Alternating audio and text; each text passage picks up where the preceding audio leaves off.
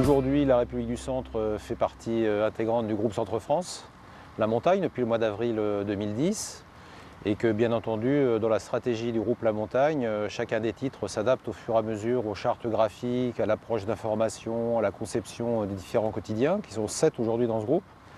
Et la République du Centre, donc après un temps de transformation, d'adaptation, est arrivée à l'heure d'effectuer ces changements. La seconde raison, c'est que la République du Centre a été en son temps un des tout premiers quotidiens régionaux à passer au format tabloïd, le petit format. C'était déjà en 2003, c'est-à-dire que ça fait 8 ans.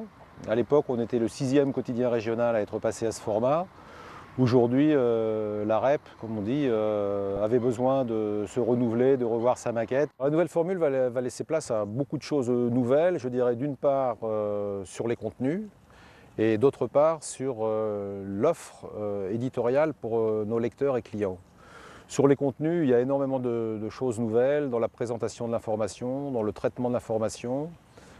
Beaucoup de recherches d'informations plus denses, mieux ciblées, plus dynamiques.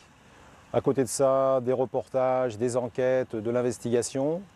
Et puis parmi les nouveautés aussi que je tiens à citer, il y a l'installation dans ce journal de 2 pages quotidiennes entre le lundi et le vendredi sur Paris.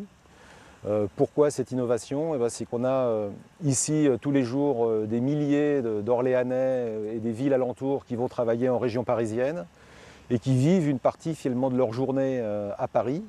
Et il était, nous semble-t-il, judicieux de leur proposer tous les jours un contenu spécifique pour le lieu où ils vont vivre dans la journée.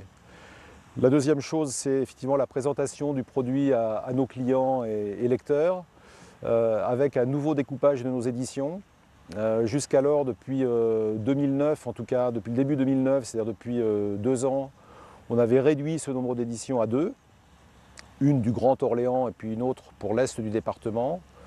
Donc aujourd'hui, il va y en avoir 4, une qui va rester à l'Est, l'édition Pithiviers, Gien, Montargis, et Orléans va être découpée en 3 éditions différentes, une édition pour la ville et son agglomération, les 22 communes de l'agglomération, où se concentre, je dirais, une grosse partie de la population, c'est 300 000 habitants dans cette agglomération. Et puis 2 autres éditions qui sont partagées comme frontière, je dirais, par le fleuve, par la Loire.